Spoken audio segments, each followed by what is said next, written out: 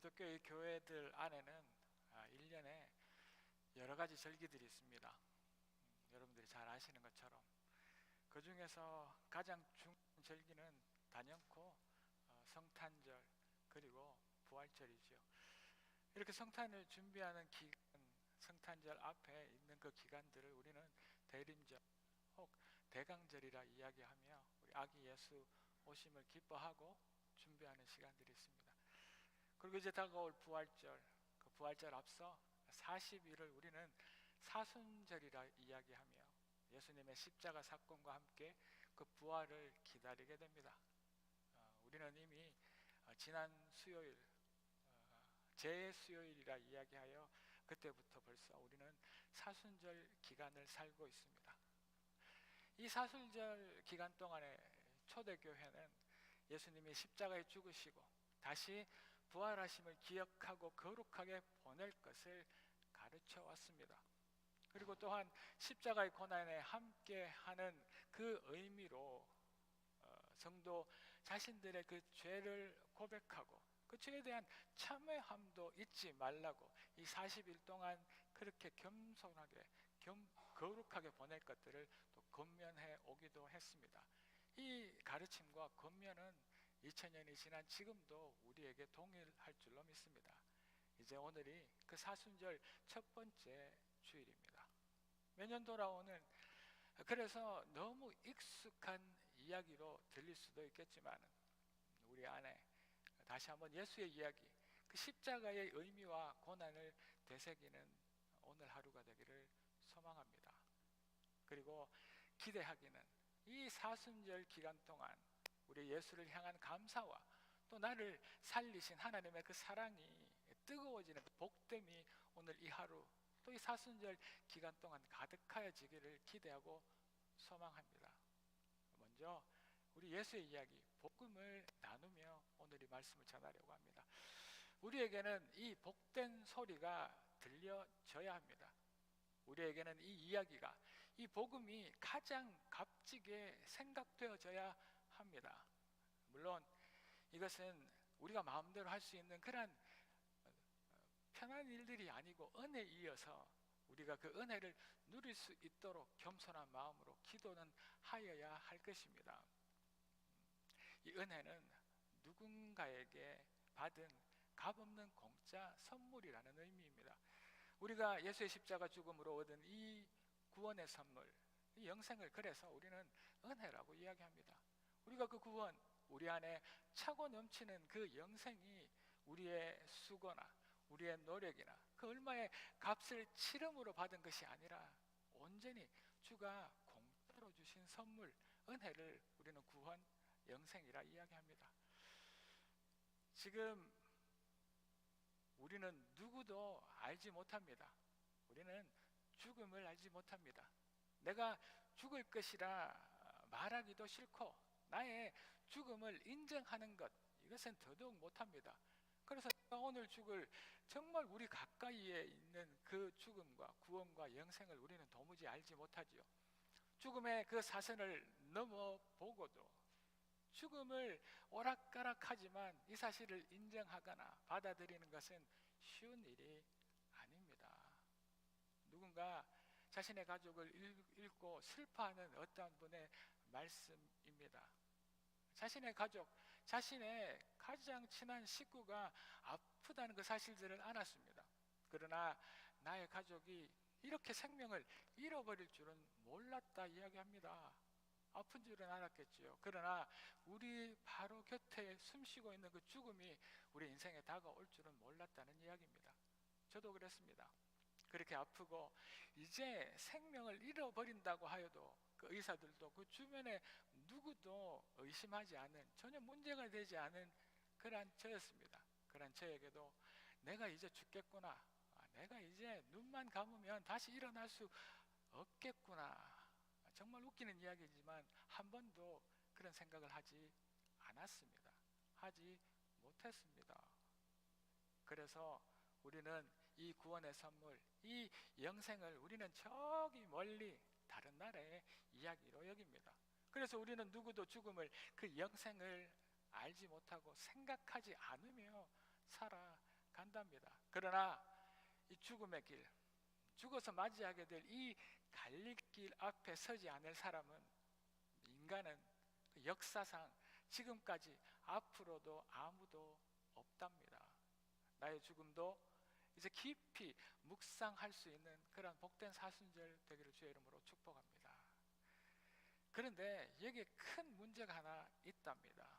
우리 모두는 그 죽음의 갈림길에 서게 될 것이고, 그 마지막 날 우리는 그 심판 앞에 서게 될 텐데, 그런데 가장 큰 문제는 우리 모든 인간들은 죄인이라는 그것이 그렇게 큰 문제랍니다. 죄인에게는 그가 믿든지 믿지 않든지 그에게는 영생이 없기 때문입니다. 우리 인간이 모두 죄인이라는 것, 그 죄인에게는 영생이 없다는 것, 이것이 우리에게는 가장 큰 문제이지요. 나는 아무 잘못도 하지 않았다, 나는 정말 틀것 죄도 짓지 않았다 말하고 싶은 사람들이 참 많을 것입니다. 그러나 한번 들어보십시오. 죄라는 것은 우리가 너무나 잘 아는 강도, 또 우리가 너무나 잘 아는 살인, 도적질, 간음, 누가 보아도 죄라고 하는, 누가 보아도 그러나 하지 말아야 할 것들을 하는 것을 죄라고 이야기한답니다. 제가 여러 번 이 말씀을 드렸죠. 그리고 우리가 부모에게 효도하여야 하고, 또 우리가 이웃을, 하나님께서 주신 나의 지체들을 사랑하여야 하고, 내가 그들을 위하여 선한 행동을 해야 하는, 누가 보아도 이런 사람으로서 해야 될 그 일들을 하지 않는 것, 이것도 죄랍니다. 또 한 단계 더 나간다면 우리 안에 있는 교만, 또 우리 안에 있는 정욕, 미움, 탐심, 시기, 질투, 또 우리가 쉽게 내뱉어버리는 그 거짓말, 우리 안에 나쁜 마음과 그 생각하는 것조차도 죄라고 성경은 정확하게 이야기하고 있답니다. 그런데 이 성경에서 말씀하고 있는 가장 큰 죄는 우리가 하나님을 인정하지 않고 하나님을 믿지 않는 것, 이것을 가장 큰 죄라고 이야기합니다. 자, 그렇다면 와, 성경이 말하는 기준은 너무 무겁다 이야기할 수 있을 것입니다. 이 기준으로는 죄인이 아닌 사람이 어디 있을 수 있겠느냐 질문할 수도 있겠지요. 그리고 왜 성경이 그 죄의 기준이 되냐고 물을 수도 있겠습니다. 그렇지만 맞습니다. 성경에 말하는 그 죄가 죄이고 성경이 기준인 것은 맞답니다. 지금은 우리 누구도 알지 못하지만, 그래서 우리의 마지막 날까지 이 사실을 설명하는 것이 쉽지는 않지만, 성경은 죄의 기준이고 우리는 그 기준 안에 누구라도 죄인입니다. 그래서 문제이지요. 우리가 생각하는 것보다 죽음을 이기고 영생을 누리는 그 기준은 이렇게 까다롭답니다. 그리고 그 기준이 너무 무리한 것이고, 누가 마음대로 정한 것이냐고 사람들이 동의하지 않는다 할지라도, 그러나 그 기준은 우리를 창조하신 하나님께서 정하신 것이기 때문에 우리가 불평하고 불만하고 아니라 하여도 변하지 않는답니다. 내가 죽으면 무슨 소용이냐 그렇게 말했습니다. 나는 내 죽음 뒤에 전혀 나는 관심도 상관도 없다 말하는 사람들에게도, 또 나는 천국에 관심이 없다고 말하는 사람에게도, 또 혹 내가 이 세상을 정말 착하게 열심히 산 사람도 예외 없이 이 죄의 문제 앞에 서게 된답니다. 그 갈림길에서 우리는 주님을 만나게 됩니다. 그리고 우리의 영생은 우리의 노력으로도, 또 우리의 최선의 삶으로도 살 수 없다는 그 사실들도 우리는 그제서야 알게 될 줄로 압니다. 또 죄인은 우리가 서로를 구원하고 영생을 부여할 수도, 또 그 죄를 내가 구원할 수도 더더욱 없다는 것을 안타깝지만 언젠가 되돌릴 수 없는 그 마지막 순간에 되어서야 안다는 그 사실들이 우리를 힘들게 한다지요. 그런데 결론적으로 우리는 영생을 선물로 받았습니다. 할렐루야. 우리가 예수를 믿는다면 우리는 이미 우리 안에 영생의 문제가 해결되었고 하나님께서 은혜로 주셨답니다. 자, 그렇다면 어떻게 그런 일들이 일어날 수 있겠습니까? 그것은 다름 아니라 우리 하나님의 자비와 사랑 때문입니다. 우리 하나님은 자비와 긍휼이 넘치시는 하나님, 우리 죄인들을 벌하는 것들을 그렇게 싫어하시는 하나님이시기 때문입니다. 하나님의 은혜이지요. 저는 그렇게 미워하시지만 하나님께서 만드신 우리 인간들이 그렇게 영원히 벌을 받는 것을 원하시지 않으시는 하나님이시기 때문입니다. 그래서 우리에게는 소망, 희망이 있다는 이야기죠. 은혜 때문입니다.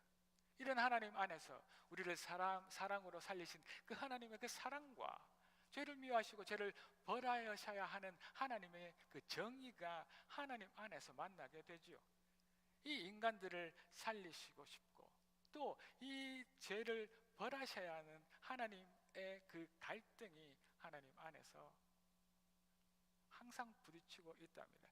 이 문제를 하나님께서는 이렇게 해결하셨습니다. 이 문제를 하나님께서 예수 그리스도 안에서 단번에 해결하셨다는 이야기입니다.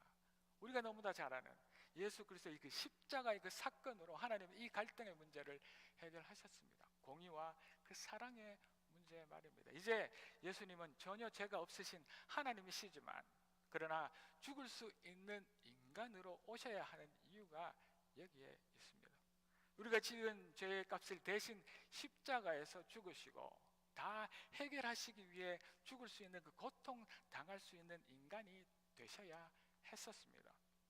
그리고 죄 없이 인간의 몸으로 죽으셨죠. 죄의 삭은 사망이라 이야기합니다.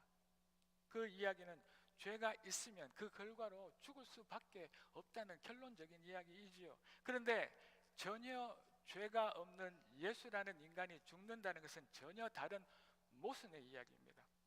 이 모순으로, 이 역설로 하나님은 우리의 죄의 문제를 풀어내셨던 것이죠. 전혀 죄 없는 인간이 죽을 수 있다는 모순, 그 모순처럼 죽을 수밖에 없는 이 죄인들이 하나님의 은혜로 구원받을 수 있다는 또 다른 모순을 하나님께서는 허락하셨습니다. 우리에게 영생을 값없이 예수의 피값으로만 주신 것이지요. 이것이 하나님의 모순의 은혜입니다. 이것이 예수의 이야기, 우리를 살리시기로 작정하신 복음의 이야기입니다.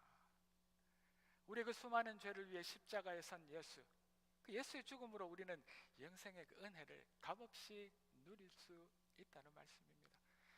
지금도 우리는 이 땅에서 그 영생을 벌써 누리고 있답니다.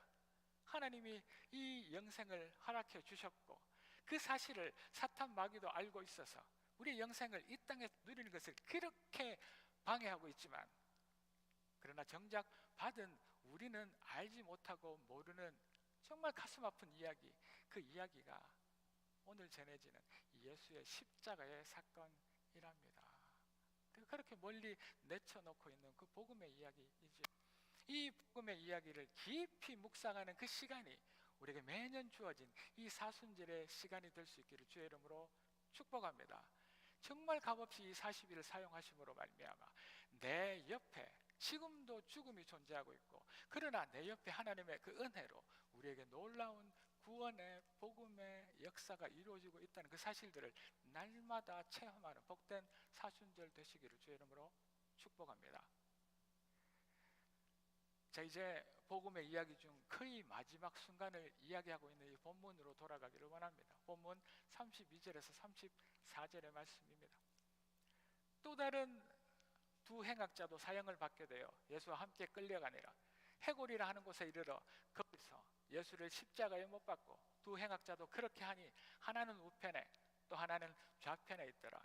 이에 예수께서 이르시되 아버지 저들을 사하여 주옵소서. 자기들이 하는 것을 알지 못하나이다 하시더라. 그들이 옷을 나누어 이제 제비를 뽑습니다. 아무 죄가 없는 한 사람이 로마 병정에 의해 처참히 끌려갑니다. 자신이 매달린 십자가를 자기가 힘겹게 끌고 가서 이제 온갖 수모를 당하며 이제 십자가 위에 다른 두 행악자와 함께 세워지게 되었습니다. 오늘이 이 본문의 말씀은 이제 여기까지 와 있죠. 이때 십자가 그 위에서 예수께서 마지막 이 세상을 위하여 사시는 말씀에 오늘 주목해 보려고 합니다. 예수께서 십자가 위에서 나누신 말씀이 7마디라 하여 가상 7원, 십자가상 위에서 말한 7마디라고 이야기하는 가상 7원 중에 첫째 이야기입니다. 그 중에서 예수님께서 오늘 34절에 보신 것처럼 가장 먼저 하신 7마디 말씀 중에 첫째 마디가 아버지 저들을 사하여 주옵소서 하십니다. 용서의 말씀을 하신 것이지요. 앞서 하나님의 사랑 이야기, 복음을 말하며 우리는 모두가 죄인이라고 언제 들어도 기분 나쁘고 인정하기 힘든, 받아들이기 힘든 말씀을 드렸습니다. 이런 우리 죄인에게 가장 필요한 것은 우리가 지은 그 수많은 죄가 없다 하심, 그 죄를 잊어주마 하신 그 용서입니다. 그것을 예수께서는 아셨던 것이지요. 그래서 가장 그 긴박한 자신의 그 죽음의 순간에 마지막으로 예수께서는 우리 죄인의 그 죄의 용서를 하나님께 부탁하고 있습니다. 예수님은 우리에게 가장 필요한 것이 용서라는 그 사실들을 자신의 마지막 순간 아셨던 것이지요. 이 십자가의 용서는 능력이 있답니다. 그 능력은 죄를 무력하게 만드는 능력입니다. 우리를 꽉 붙들고 있는 그 죄의 유혹, 한번 붙들면 절대 놓치지 않는 그 죄의 유혹, 그래서 우리는 계속해서 죄를 짓게 만드는 그 죄의 근세를 이 용서로 무력하게 만드시는 그 능력 말입니다. 그리고 그 능력으로 말미암아 우리에게 자유와 회복과 치유를 이 십자가의 용서로 이루어 내셨답니다. 34절의 말씀에서처럼 자기들이 하는 것을 알지도 못하고 저지르고 있는 죄인들, 우리들을 용서하셨습니다. 할렐루야. 우리가 정말 십자가의 사랑을 알기 위해서는 그래서 십자가의 그 위에서 이루신 용서를 우리는 알아야 합니다. 누구도 할 수 없는 그 죄의 용서를 우리가 인정해야 합니다. 강도 살인은 아니어도 미워하고 시기하고 정말 싫어하는 마음의 생각의 죄들이 있음을 우리 안에 각성하고, 또 언제나 하나님의 자리를 뺏어버린 하나님이 없는 것처럼 사는 우리의 죄를 깨달아야 합니다. 그리고 도무지 우리가 모르는 그 죄들의 용서까지 하나님이 허락하셨다는 그 사실들을 알 때 우리 안에 자유가 일어나고, 우리가 그것을 알 때 내가 지은 죄로 나를 자책하던 그 마음의 상처가 치유되며, 내가 그것을 알 때 우리의 삶이 다시 하나님의 삶으로 회복되어지는 놀라운 기적들을 우리는 맛보게 될 줄로 믿습니다. 이것이 십자가 위에서 하신 용서의 능력이라지요. 이 용서는 자격 없이 그저 받는 죄인들의 그 죄에 붙들려 있는 그 죄의 구속을 끊어버리고 억누르고 있는 그 죄책감이라는 무서운 죄를 날려버리는 죄입니다. 우리는 우리가 짓는 죄에 대해서 그렇게 무지하지만 또 아이러니한 이야기가 있습니다. 너무나 아이러니하게도 내가 무슨 죄를 짓고 있는지를 모르지만 내가 무슨 좋은 일이 있지 않을 때, 내 안에 좋지 않는 일이 일어나면 이런 생각을 하죠. 대부분들 내가 무슨 잘못을 해서 이런 일이 일어났나 자책할 때가 많습니다. 제가 어릴 때 주위의 어른들이 이런 이야기 하시던 것들을 생각합니다. 정말 견디기 힘들고 어려운 가정의 일들이 생겼을 때 이런 말씀 하시지요. 내가 죄가 많아서 그런 할머니들, 어머니의 말씀 들어보신 적 있습니까? 내가 죄가 많아서 이런 일이 우리 집에 생겼다 통곡하시는 것들을 들어보신 적이 없으신지요? 당신은 죄인이요 라고 말하면 내가 어떻게 죄인이라고 따져 묻기도 하지만 사실 죄에 대한 사실에 붙들려 있는 내가 죄인이요 하는 그 자책감이 우리 안에 있다는 이야기입니다. 사단이 주는 그 죄책감의 사슬은 이렇게 질기고 강하다지요. 그래서 우리의 마지막 순간, 우리의 힘든 순간, 그것이 불거져 나온답니다. 이런 상한 죄책감 위에 용서가 임해야 할 줄로 믿습니다. 예수님을 3번 부인하고 배반한 베드로가 예수의 용서를 받음으로 죄가 주는 그 끝없는 자책감의 죄책감의 구속을 끊어버리고 이제 예수의 머리 대신 교회를 세울 수 있었습니다. 이것이 용서의 능력입니다. 자신의 동족을 자신의 의로 도우려다가 살인을 한 그 모세에게 하나님의 용서가 임하고 그 부르심으로 말미암아 이스라엘 민족들을 노예의 삶에서 자유의 삶으로 이끌어내심, 이것이 용서의 능력입니다. 내가 죄 짓고도 뻔뻔하라는 말씀이 아닙니다. 나의 죄를 모른 척 하라는 말씀도 아니랍니다. 우리의 죄의 단단한 그 사슬에 십자가의 농서의 능력이 임할 때 우리를 묶고 있던 그 질긴 죄 무거운 짐을 벗어버리고 우리 안에 자유와 치료와 회복을 누릴 수 있다는 말씀을 드리고 있는 것입니다. 이 용서를 사순절 기간 동안 깨닫게 되고 우리 안에 가득하여지기를 주의 이름으로 축복합니다. 우리 안에 자책, 죄의 사슬은 이 용서를 통하여 끊어질 것입니다. 아니, 이미 예수님께서 우리를 용서하셨습니다. 할렐루야.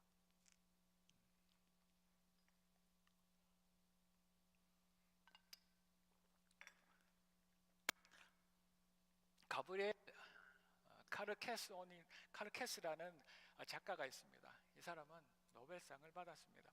그 작품 중에 코로나 시대의 사랑, 코로나가 아니라 코로나 시대의 사랑이라는 작품이 있습니다. 그 속에 한 부부가 나온답니다. 부부의 이야기입니다. 그런데 이 부부가 비누 한 장으로 그들의 관계가 깨어져 버렸다는 이 부부의 이야기를 쓴 책이 코로나 시대의 사랑이라는 이야기입니다. 누구나들처럼 욕실의 수건과 화장지와 비누를 챙기는 집안 일들을 그 아내가 담당하고 있었답니다. 그런데 하루는 이 아내가 비누 한 장을 그 욕실에 갖다 놓지 않음으로 일이 불거졌습니다. 그런데 그것을 가만히 보고 있지 못하던 그 남편이 심하게 질책하고 핀잔을 주었지요. 그런데 이 질책과 핀잔에 또 자존심이 상해버린 이 아내가 그냥 넘어가지 않아서 불거진 이야기. 그래서 이들의 관계가 7개월 동안이나 말하지 않고 부부 관계가 끊어져서 그 가족이 비누 한 장으로 무너져 버렸다는 이야기, 이 이야기입니다. 그런데 이 이야기는 우리 가정과 우리 교회와 우리가 맺고 있는 관계의 이야기라 생각합니다. 이것은 서로 누구도 용서하지 않아서 불거지는 일들이지요. 용서에 출구가 있다는 이야기가 있습니다. 서로의 상처를 싸매줄 방법은 용서뿐인데 우리는 서로 용서하지 않고 그 상처를 더욱 아프고 크게 합니다. 내가 잘못했어. 내가 그런 이야기를 하면 안 됐을 텐데. 아니에요. 제가 비누를 갖다 놓았어야 하는데 잘못했어요. 이 한마디에 용서가 없어서 깨진 그 가정의 이야기, 우리들의 이야기입니다. 이런 너무도 사소한 일들로 가정에 깨어질 수 있을까 하지만 돌아보십시오. 우리 주변에 수많은 일들이 이 사소한 일들로 깨어지는 부부의 문제뿐만 아니라 우리 교회 안에도 우리가 맺고 있는 수많은 관계 안에도 일어나는 일들입니다. 이것은 용서가 그만큼 현실에서 어렵기 때문입니다.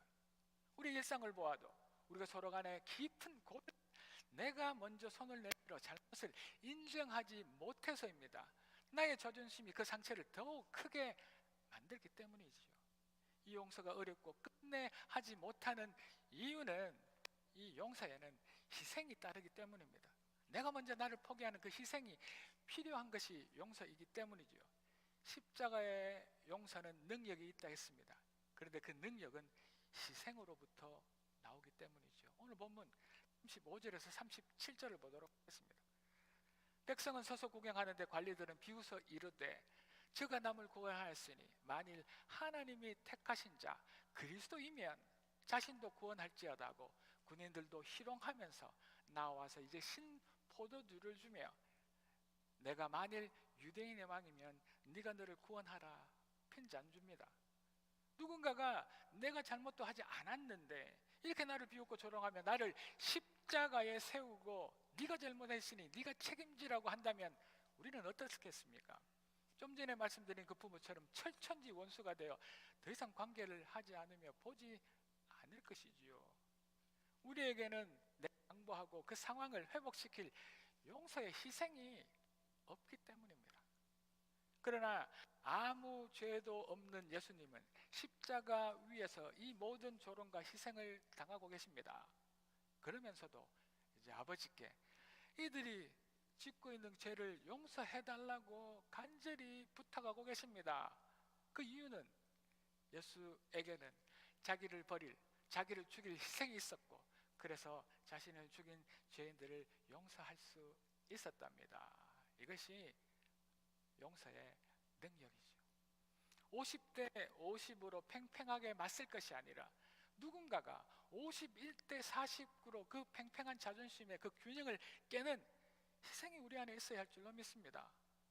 이것이 십자가의 능력인데 그 능력은 용서로부터 나온다고 오늘 본문은 우리에게 이야기하고 있습니다. 하나님께서 이 세상을 만드신 후 이 인간들은 그 아담과 하와는 곧이어 하나님을 떠나는 불순종의 죄를 짓고 말았습니다. 그 죄를 범하고도 그들은 절대 희생하지 않았습니다. 내 아내가 선악과를 먹게 했다 변명하고 그 아내는 저기 뱀이 먹으라 했다 전혀 손해볼 생각이 없는 아내 하와입니다. 비누 한 장으로 무너진 가정과 전혀 다르지 않은 인류의 죄의 시작이 이 희생 없음으로부터 변명으로부터이지요. 그 선악과 하나의 비누 한 장으로 모든 인간이 죄인으로 전락하는 순간입니다. 누군가 자신이 잘못했다 하고 한 번의 용서의 희생이 있었다면 지금 우리 인간, 지금 우리의 삶이 어떻게 변했을까 궁금하기도 합니다. 이 죄로 인하여서 우리는 언제나 죄에 붙들려 죄책감에 빠져 살아가게 되었습니다. 이 죄책감을 사탄은 집요하게 물고 늘어지고 있습니다. 자신의 먹이인 죄인인 우리들을 절대 놓지 않습니다. 그리고 죄인을 죽일 수밖에 없으신 하나님, 그렇지만 그 죄인을 너무 사랑하신 하나님의 그 괴로운 마음을 너무나 잘 아는 이 사탄은 언제나 하나님을 향해 돕습니다. 하나님, 왜 저 죄인을 죽이시지 아니하고 그렇게 사랑하십니까? 하나님이 하신 말씀을 지키라고, 죽이라고 괴롭힙니다. 그래서 죄의 근세를 가진 사탄은 이렇게 자신이 이겼을 거라 생각하지요. 저 무지한 인간들을 죽음의 불안과 죄의 죄책감으로 끊임없이 괴롭힐 수 있을 거라 착각합니다. 그러나 이 죄의 문제를 영원히 해결하시기 위해 하나님은 단번에 죄 사하심을 위하여 십자가 사건을 결정하셨던 것입니다. 죄 없는 예수의 십자가에서 용서하심으로 예수의 생명을 희생시키고 대신 죄인인 우리를 용서하심으로 모든 죄인인 우리들은 구원받았습니다. 이것은 하나님의 놀라운 결정이랍니다. 또 다른 말씀 하나 보도록 합니다. 이사야서 53장의 말씀입니다. 우리는 다 양 같아서 그릇 행하여 제 길로 갔거늘 여호와께서는 우리 모두의 죄악을 그에 담당시켰다고 말씀하십니다. 잘 보십시오. 하나님 아버지께서는 우리가 지은 죄의 값을 다 없어졌다고 말씀하시는 것 아닙니다. 그 죄를 면제하신다고 말씀하신 것도 아니랍니다. 양같이 못된 행동을 한 우리의 죄를 하나도 빠짐없이 몽땅 예수가 짊어지도록 하신 것입니다. 예수가 우리의 죄를 담당하신 것인지 내가 지은 죄가 없어진 것은 아니라는 그 사실도 잊지 마십시오. 용서는 받았지만 언젠가 그 죄는 낱낱이 드러나고 그 죄를 계수할 날이 그 마지막 날, 우리가 도무지 알지 못하는 그 날 우리는 닥쳐 만나게 될 것입니다. 잊지 않는 지혜로운 우리가 되기를 주의 이름으로 축복합니다. 예수님에게는 너무나 불공평하겠지만 죄 없는 예수에게 우리의 모든 죄를 하나님께서는 이 예수에게로 옮기셨습니다. 담당시켰다는 말씀이지요. 제가 청소년 유스를 담당할 때 자주 유스들에게 물어본 질문이 있습니다. 우리는 얼마짜리냐? 그러면 우리 청소년 유스들이 이렇게 대답합니다. 예수님짜리요. 제가 또 물어봅니다. 우리의 값은 얼마냐? 제가 이렇게 묻습니다. 그러면 우리 유스들은 예수님의 피값이요 라고 대답합니다. 우리는 예수님이 십자가 위에서 흘리신 그 희생으로 영생을 공짜로 얻은 것입니다. 그래서 우리는 예수님짜리이고 그래서 우리의 값은 예수님의 엄청난 피값입니다. 제가 한번 물어보겠습니다. 여러분들은 얼마짜리입니까? 이렇게 자신이 없으십니까? 우리는 얼마짜리입니까? 예수님짜리입니다. 여러분들은 값은 얼마입니까? 예수님의 피값입니다. 용서는 이렇게 누군가의 희생으로 이루어지는 것인 줄로 믿습니다. 하나님이신 예수님도 이 용서가, 이 십자가 지심이 얼마나 어려웠을까 한번 들어보시겠습니까? 십자가 지시던 전날 밤, 예수님은 겟세마네 동산에서 기도하십니다. 아버지, 저 잔이 지나갔으면 좋겠습니다. 그런데 내 뜻대로 하시고 하나님의 원대로 하십시오. 얼마나 고민이 되었으면, 이 잔, 이 희생이 그렇게 두려우셨으면, 인간적인 번뇌가 있었으면 그 땀방울이 핏방울이 되도록 마지막 순간에 하신 기도입니다. 이렇게 희생은, 누군가의 그 용서하는 것은 이렇게 하나님조차도 어려우셨다는 이야기입니다. 그러나 그 십자가에서 자신의 모든 것들을 포기하신 예수님의 그 희생으로 우리의 죄는 용서 이미 받았고 영생이 허락된 것입니다. 우리는 그 은혜를 누리기만 하면 됩니다. 십자가의 희생, 누군가를 구하기 위해 부부 사이에 갈라진 그 틈을 메우고 우리 서로 간에 미워하고 보기 싫은 그 관계를 회복시키기 위하여서 누군가의 희생이 필요하다는 이야기입니다. 예수님께서는 우리의 그 수많은 죄의 용서를 위해서 자신을 희생의 제물로 십자가에서 드린 것입니다. 이 사실을 우리는 이 사순절 동안 곱씹어보고 묵상하며 나의 삶에 적응해야 될 줄로 믿습니다. 사랑하는 갈릴리 가족 여러분, 예수님의 십자가 위에서 허락하신 그 용서가 우리 안에 뜨거움으로 느껴지는 놀라운 시간이 되기를 주의 이름으로 다시 한번 축복합니다.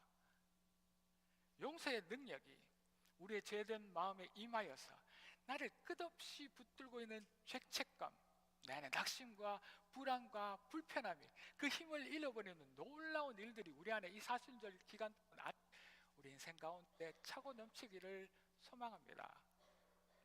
무너져버린 하나님의 자녀로서의 그 자존감, 이 세상에 당당히 살아갈 소망이 다시 회복되어지고 치유되어져서 그 어떤 상황에서도 주의 능력으로 자유하는 우리가 되기를 소망합니다. 이 십자가의 용서는 누군가 자신의 것을 아낌없이 내어줌으로 가능한 희생의 능력이라는 그 사실들을 알아야 합니다. 그저 주어지는 은혜가 아니라는 것이지요. 누군가가 피를 우리 대신 흘렸습니다. 그가 예수랍니다. 양같이 그릇된 길을 가는 우리들의 모든 죄를 용서하시기 위해 우리의 그 모든 죄를 다 예수에게 넘겨버리신 하나님의 그 사랑하심, 그리고 그 사랑을 순종으로 받으신 그 예수님의 희생을 기억하는 사순절이 되기를 주의 이름으로 축복합니다. 그 희생을 따라서 우리 안에 무너져버린 이웃과의 관계, 나의 희생으로 다시 회복되어지는 놀라운 일들이 십자가의 용서의 능력으로 내 주변에 나의 희생으로 인하여서 일어나기를 소망합니다. 이 놀라운 십자가의 용서를 다시 한번 간절히 소망하며 깨달은 그런 우리가 되기를 예수 이름으로 축복합니다. 또 그리고 십자가 지신 우리를 용서하신 하나님만 찬양합니다. 기도하겠습니다. 할렐루야. 하나님을 찬양합니다. 예수님의 그 십자가 위에서 하신 그 마지막 말씀, 저들을 사하여 주옵소서. 용서가 저희 안에 인정되어지고 확인되어지게 도와주십시오. 그 십자가의 용서의 능력이 우리 안에 차고 넘침으로 그저 저희들은 구원을 은혜로 받았습니다. 이 사실을 알아가는, 또 체험하는 저희들 되게 하십시오. 그러나 그 십자가의 용서의 능력만 바라는 저희들이 아니라 예수의 희생으로 이 능력이 차고 넘친다는 그 사실들로 알므로 말미암아 우리가 기도하고 있는 이웃과의 화목이 나의 희생으로 가능하다는 그 사실들을 아는 저희들에게 도와주시옵소서. 50대 50의 자존심이 아니라 51대 49의 그 자존심의 균형을 깨워버리는 희생이 저희들 안에 이 사순절 기간 동안 차고 넘치게 도와주시옵소서. 할렐루야. 감사드리고 이 모든 말씀 살아계신 예수 그리스도 이름으로 기도 올리옵나이다. 아멘.